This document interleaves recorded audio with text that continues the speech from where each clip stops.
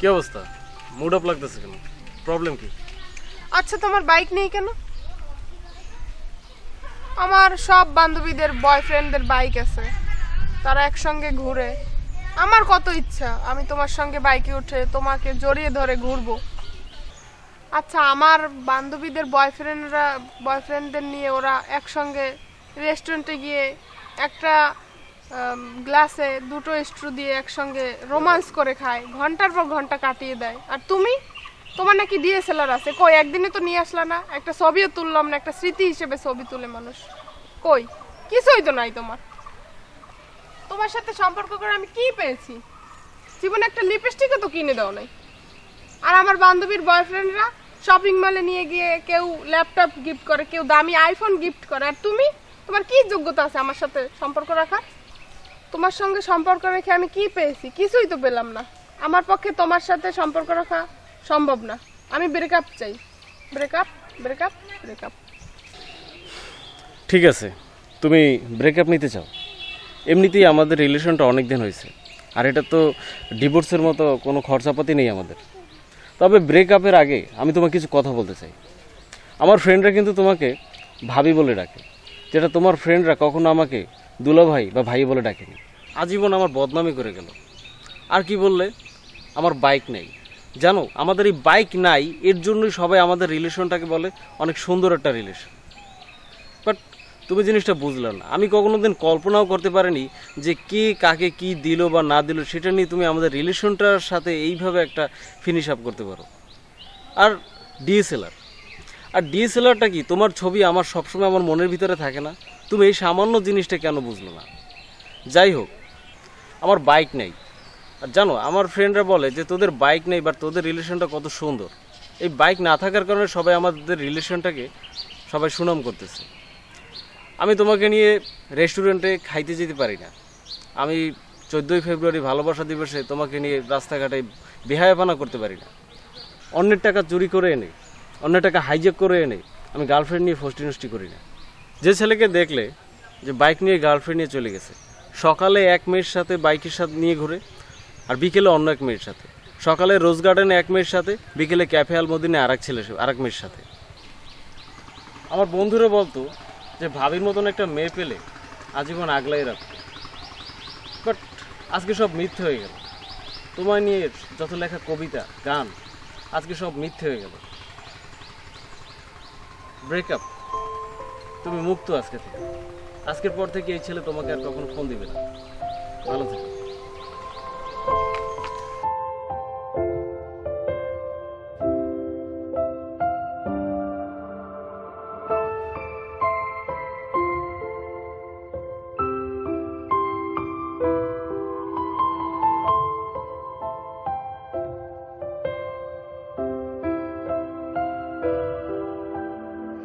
আচ্ছা, তোরও কখন আসবে? ওর সাথে ব্রেকআপ করে দিচ্ছি। কেন? ওর সঙ্গে সম্পর্ক রেখে আমি কি করব? ও সামান্য একটা লিপস্টিকও আমাকে কিনে দেয়নি। তোরা কত আনন্দ করিস, আর আমাকেও কিছুই দেয় নাই, কিছুই পাইনি। তোর সাথে সম্পর্ক রেখে আমার কি লাভ আছে বল?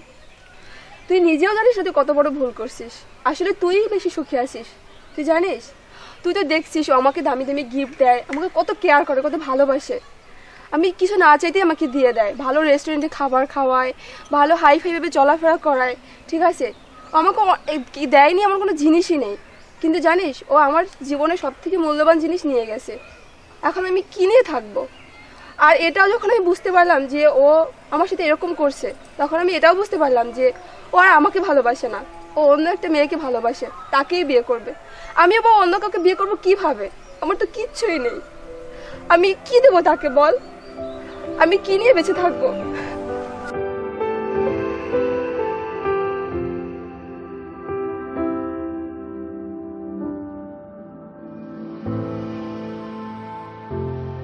আসলে তুই না ভুল করতেছিস, তোদের প্রেমটাই খাঁটি।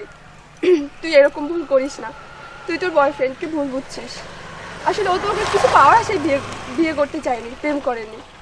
যারা কিছু পাওয়ার আশায় প্রেম করে তারা সব থেকে বোকামো করে। তুই ওর পা ধরে মাপ চেয়ে নে, আমার মতো ভুল করিস না। ও যে ভালোবাসার মধ্যে লোভ থাকে সেটাকে ভালোবাসা বলে না। আমি বুঝতে ভুল করছিলাম, আমি ওর কাছ থেকে দামি দামি গিফট নিয়েছি। তুই যদি কারো কাছ থেকে কিছু নিস তাকে তো তোকে দিতে হবে কিছু, বল? দিতে হবে না? না দিয়ে পারবি না। সুতরাং যারা কিছু নেয়ার আশায় প্রেম করে তাদের প্রেম খাঁটি হয় না। আমি বুঝতে পেরেছি আসলে ও তোকে সত্যি লাভ করে। তুই ভুল করতেছিস, তোর কাছে ফিরে যা, তুই ওর কাছেই সুখী হবি, তুই ওর কাছেই সুখী থাকবি। আমার মতো ভুল কাজ তুই করিস না, প্লিজ বোঝার চেষ্টা কর। ভুল করেছি, তুই আমার চোখ খুলে দিয়েছিস। আসল হীরাকে নকল হীরা ভেবে দূরে ঠেলে দিয়েছি, এটা আমার একদমই ঠিক হয়নি। হ্যাঁ, তুই ওর কাছে ওর পা ধরে মাপ চেয়ে নে, ওকে ফোন করে ডাক, আর ওর কাছে ক্ষমা চেয়ে নে। সত্যিই তুই বড় ভুল করতে যাচ্ছিলি। হ্যাঁ, তোর কাছে ও মাপ চেয়ে নে। ও যদি তোকে সত্যি লাভ করে তাহলে তোকে কখনো ফিরিয়ে দেবে না। তুই ওকে আবার নতুন করে ফিরিয়ে নিয়ে আয় তোর কাছে।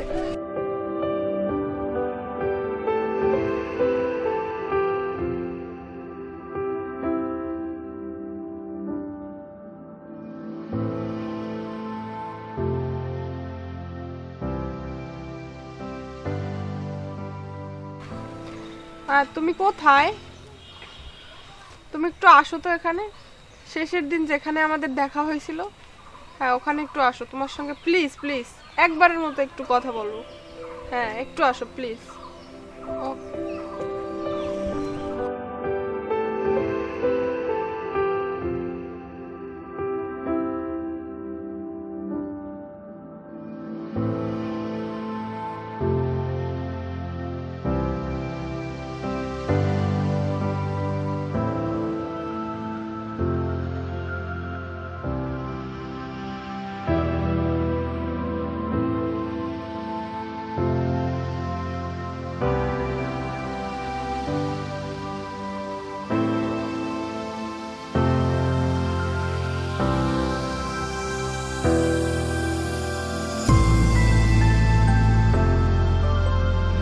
কি তুমি ডাকছো কেন? আর কখনো অপমান করা বাকি আছে? চাইলে যেরকম খুশি তুমি আমার অপমান করতে পারো, আমি তোমার কোনো বাধা দেবো না। তোমার বরাবরই রাগটা একটু কমাতে পারলে না? চলো আমরা একটু বসি।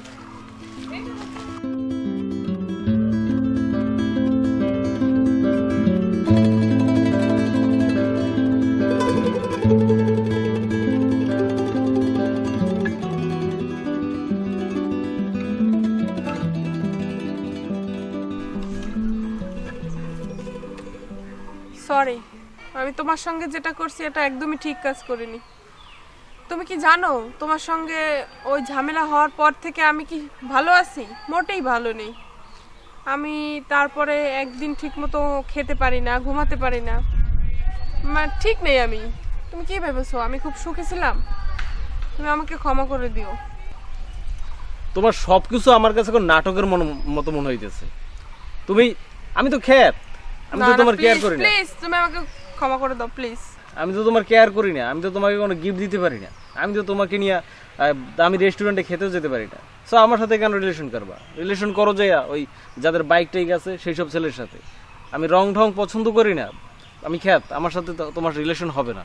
ভালো থাকো তুমি, আমাকে কেন ডিস্টার্ব করো না। প্লিজ তুমি আমার সঙ্গে রাগ করো না।